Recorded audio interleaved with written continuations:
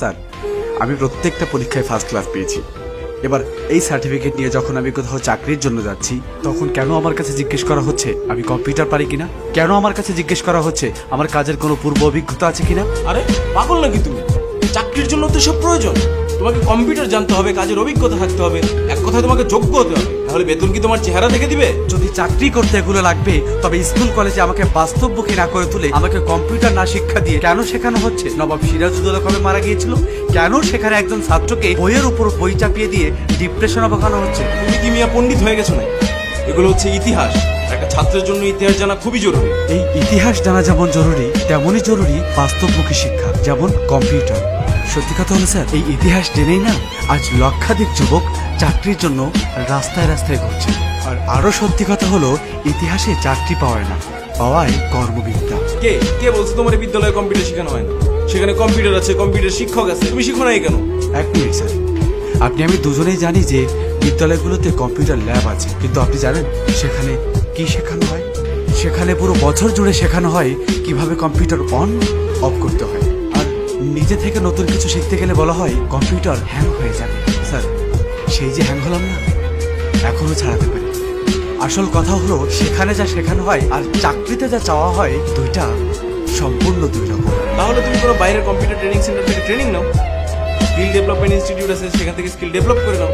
তুমি জানো না, হাতের কাজ জানা থাকলে ভাতের অভাব হয় না। তাহলে স্যার, এই যে 18 বছর ধরে আমি মাস্টার্স কমপ্লিট করলাম, তার ভ্যালুটা কি? এই যে সার্টিফিকেট গুলো আমি অর্জন করলাম, এটা কি বাসার দেওয়ালে টানিয়ে রাখার জন্য নাকি চাকরির জন্য? যদি চাকরির জন্য হয়, তাহলে আমাকে কেন চাকরির মতো করে শিক্ষা দেওয়া হলো না? কেন আমার স্টাডি পিরিয়ড চলাকালীন আমাকে কর্মশালার মাধ্যমে চাকরির অভিজ্ঞতা দেওয়া হলো না? আমার শিক্ষায় কেন কর্মমুখী দিক নেই স্যার? শোনো বাবা, এখন সৃজনশীল হইছে, পাশের হার বাড়ছে, শিক্ষাঙ্গন এখন অনেক এগিয়ে গেছে। তুমি চাকরি পাও নাই বলে যে অন্যেরা চাকরি পাবে না তা কিন্তু, অন্যেরা এখন যোগ্যতা পাচ্ছে। স্যার, কর্মক্ষেত্রে গেলে সেখানে একটা কাজের ধারণা দিয়ে 4 ভাগে করতে বলা হয় না, যেমনটা আপনার সৃজনশীলে করাচ্ছে। চাকরিতে একটাই কাজ দেওয়া হয়, আর যদি আপনি তা না পারেন, আপনি অযোগ্য। কি আজব স্যার, এরা সৃজনশীল পদ্ধতিতে পড়ালেখা করছে, তবে সৃজনশীল কোনো কর্মক্ষেত্র পাচ্ছে না, আর পাবেও না। পাচ্ছে একটা সার্টিফিকেট। তুমি একটা শিক্ষিত সমাজে দাঁড়িয়ে এসব কথা কিভাবে বলতে? তুমি কি বলতে চাও, এখন শতভাগ শিক্ষার কোনো দাম নেই?